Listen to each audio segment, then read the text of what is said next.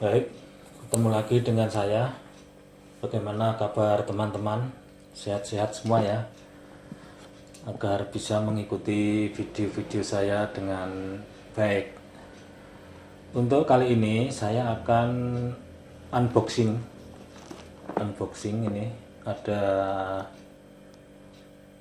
wireless radio atau wireless enrouter dengan merek Totolink ini ya. Di sini tertulis model nomor N200RE. Tapi sebelumnya saya akan menjelaskan bahwa di sini saya tidak mendapat sponsor dari produk Totolink ini. Saya hanya ingin menunjukkan apa saja isi yang di dalam paket dus apabila kita membeli baru. Kemudian nanti akan sedikit ada review, nanti akan kita coba untuk kita nyalakan, kemudian akan kita lihat apa sih isi yang ada di dalam wireless ini secara software.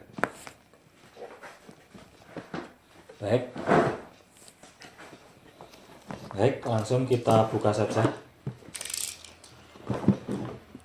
Oh iya, sebelum dibuka ini saya beli seharga 125.000. Kemudian mungkin di lain kota bisa lain harga. Ya, jadi mungkin harganya bisa lebih murah atau lebih mahal. Kita langsung buka saja.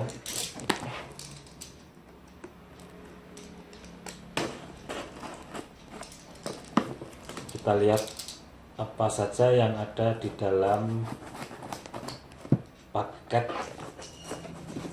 wireless enrouter.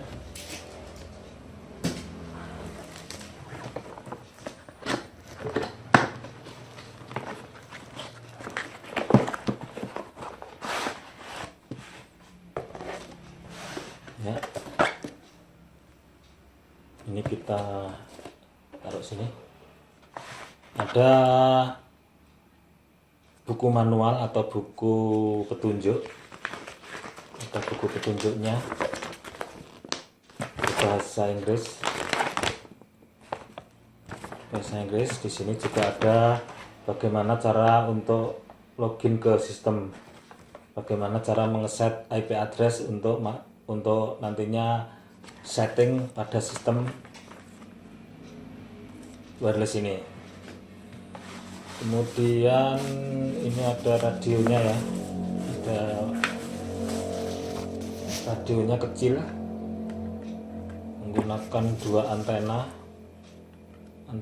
jadi fisiknya kecil ya, cukup ringkas. Ada dua antena. Kemudian di sini ada konektor untuk tegangan listrik.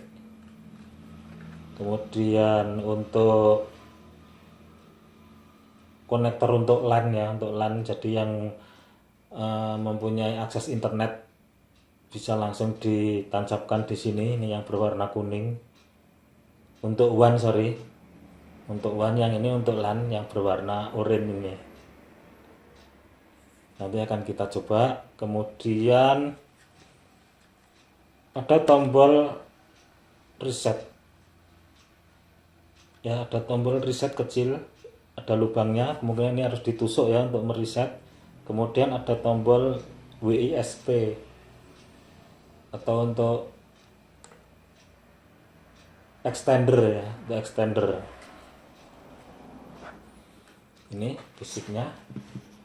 Kemudian ada kabel LAN nanti akan kita coba untuk kita hubungkan ke laptop. Kemudian ini ada power supply ya. Power supply ini bertegangan 9 volt, kemudian 0,2 ampere. Nih, kalau melihat dari power supply-nya yang kecil ini, yang cuma 9 volt dan 0,2 ampere, maka bisa disimpulkan bahwa wattnya dari Totolink N200RE ini kecil. Ya, kemungkinan sekitar maksimal hanya 100 miliwatt. Jadi jangkauannya pun tidak begitu jauh karena memang ini dikonstruksi untuk skala rumah atau home, skala rumah ya, untuk ruangan di dalam rumah saja. Kemudian ini tadi sudah ya, untuk power supply-nya kecil. Ya, jadi kalau membeli paket Totolink Mini Wireless and Router model N200RE, ini yang kita dapat adalah ini ya, seperti ini. Teman-teman bisa melihat ya.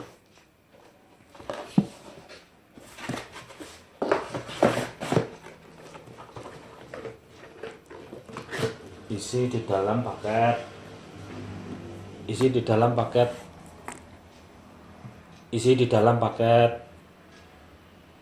wireless Totolink ini hanya 1, 2, 3, 4 item. Baik, kita langsung coba saja untuk menghubungkan dengan laptop apa saja fitur-fitur yang ada di dalam setting webnya. Mari kita lihat. Baik, mari kita lanjutkan untuk membuka apa saja fitur-fitur yang ada di dalam access point ini secara software. Untuk di sini saya sudah mempunyai access point, kabel UTP yang bawaan dari pembeliannya, kemudian buku petunjuk, kemudian power supply ya, kemudian laptop. Untuk menyambungkan ini ke laptop, menyambungkan access point ini ke laptop, ini ada 3 lubang colokan LAN ya, RJ45. Ini kita menurut buku petunjuk yang sudah saya baca, ini nanti kita colokkan di yang nomor 1. Ini ada titik 1, 2. Nah, ini kita colokkan yang nomor 1. Menurut buku petunjuknya seperti itu. Kemudian power supply kita tancapkan di DC in. Ini ada tulisannya DC in, kita tancapkan begini. Kemudian yang ujung satunya ke laptop.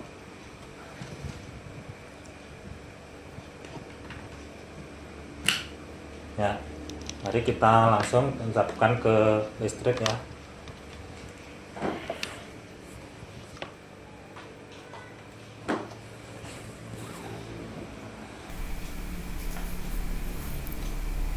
Baik, ini sudah terhubung ke laptop. Secara default, access point ini sudah memberikan IP address kepada laptop. Di sini sudah terlihat aktif ya, sudah terlihat aktif untuk LAN card-nya. Jadi kalau di sini settingnya otomatis, ini bisa mendapatkan IP address sendiri, di setting otomatis saja. Kemudian coba kita lihat dapat IP address berapa ya. Kita klik di sini, kemudian kita tulis GMD, enter ya. Kemudian kita ketik ipconfig/all. Nah, ini untuk mengetahui setting dari jaringan komputer kita. Kita scroll ke atas. Nah, ini di sini terlihat IP address kita 192.168.1.2. ini. Sedangkan menurut buku petunjuk ini untuk IP default, nah ini untuk IP default dari access point ini adalah 192.168.1.1, sedangkan username-nya adalah admin, huruf kecil semua ya. Kemudian password-nya admin. Ya, mari kita coba untuk membuka di browser. Kalau misalnya di sini tidak auto IP atau tidak di HCP, ini bisa juga di set secara manual di sini. Ya, properties, kemudian di set saja secara manual, tetapi harus satu subnet. Jadi kita bisa menggunakan IP address 192.168.1.2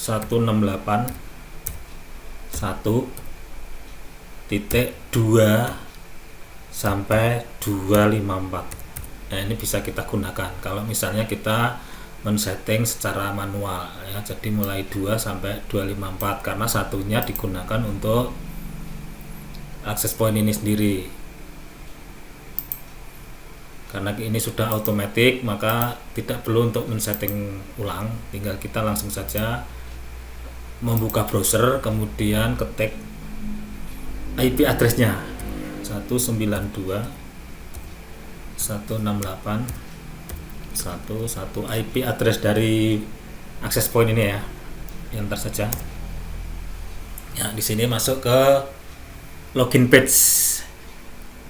Sudah masuk ke login page, langsung saja secara default username-nya adalah admin dan password-nya adalah admin.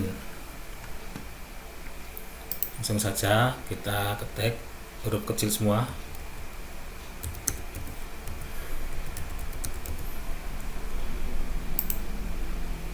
Ya, di sini masuk ya. Di sini.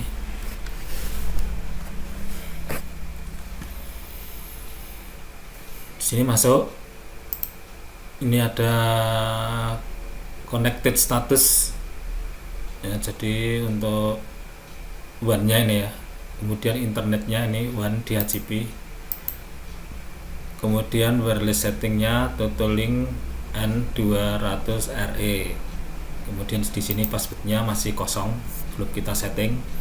Kemudian di sini untuk IPTV, untuk TV kabel ya di sini.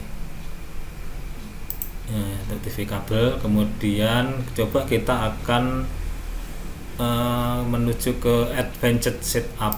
Kita lihat apa aja yang ada di dalam setting ini. Di sini terlihat LAN 1 berwarna merah dan 1 berwarna merah. Ini menunjukkan bahwa LAN ini yang aktif tadi ya, yang saya tunjukkan di nomor 1 ya. Ini untuk WAN-nya ini masih kosong. Ini WAN ini apabila kita mempunyai sambungan ke ISP bisa menggunakan port WAN ini yang warnanya kuning yang sebelah sini. Tetapi kalau misalnya kita mau tidak pakai WAN juga bisa langsung saja di port yang ini, nanti port yang nomor 1 nanti langsung dihubungkan ke modem, karena nanti akses WAN-nya sudah diwakili oleh modem.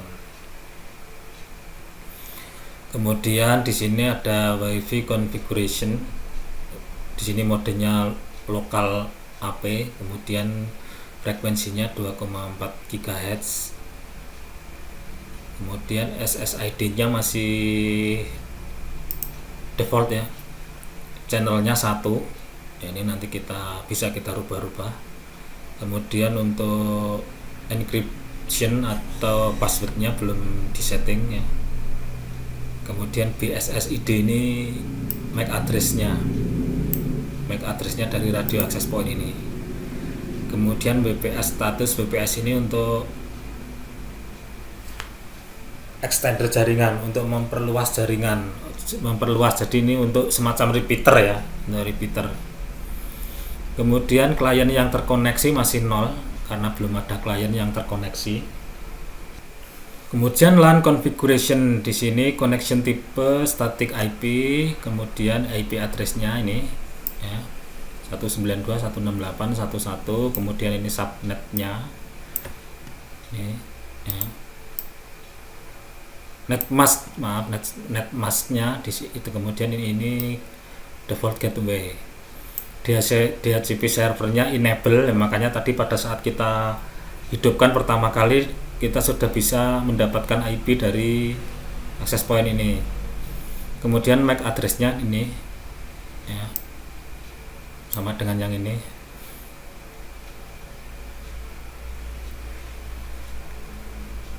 Ya, ini kemudian connected client, ini karena di LAN ya, pakai kabel. Ini ada satu adalah laptop ini sendiri. Kemudian di sini ada sistem uptime, berapa lama sistem ini menyala ya, kemudian firmware-nya ini max session-nya 20.000 current set. Kemudian LAN IPv6 configuration. Di sini untuk LAN dengan IP versi 6 masih jarang digunakan ya, walaupun sudah ada beberapa yang mengimplementasikan, tetapi dalam praktek sehari-hari masih jarang digunakan. Kemudian kita akan ke operation mode ya, ini di sini ada mode router ya. Di sini untuk menjadikan mode sebagai router ini bisa memilih di nomor 1, kemudian nomor 2 repeater atau extender, kemudian access point mode, yang terakhir WISP mode. Kemudian network ya, network ini sama dengan yang tadi ya, bersama dengan yang di depan ini. Nah, ini bisa disetting di sini, misalnya IP addressnya mau dirubah bisa, kemudian DHCP nya mau di disable atau mau diaktifkan silahkan sesuai setting teman-teman. Kemudian di sini adalah range di sini nanti berapa IP address klien yang bisa diberikan, ini mulai 2, di sini defaultnya mulai 2 sampai 250 nah gitu. Tuh, baik, langsung saja. Baik, kita lanjutkan ke top wireless ini ya. Kita lihat di sini bisa multi SSID atau set service identifier, yaitu sinyal yang bisa kita tangkap di HP atau laptop atau WiFi itu ya. Kalau kita mau menghubungkan ke WiFi kan di-scan dulu. Nah, itu ada tulisan yang terbaca di situ namanya SSID atau set service identifier. Di sini bisa SSID 1, 2, 3 sampai 4. Ya, kemudian di sini bisa setting channelnya. Di sini setting channel dan setting yang lain-lain. Kemudian ini untuk WDS, ini untuk extendernya ya, untuk repeater untuk memperluas jaringan. Kemudian akses kontrol, di sini mungkin ada MAC address yang seandainya ini di enable, ini akan harus memasukkan IP address yang diizinkan untuk mengakses. Nah, ini di sini MAC address mana saja yang bisa mengakses. Kemudian QoS ini untuk membatasi speed ya, tetapi apakah di sini bisa dengan baik memanajemen speed atau tidak, ini saya belum pernah mencoba ini ya, tapi nanti silakan teman-teman bisa mencoba sendiri. Kemudian firewall ini hampir sama dengan filtering di sini ya. Tadi ada MAC address yang harus difilter ini ya. Tuh.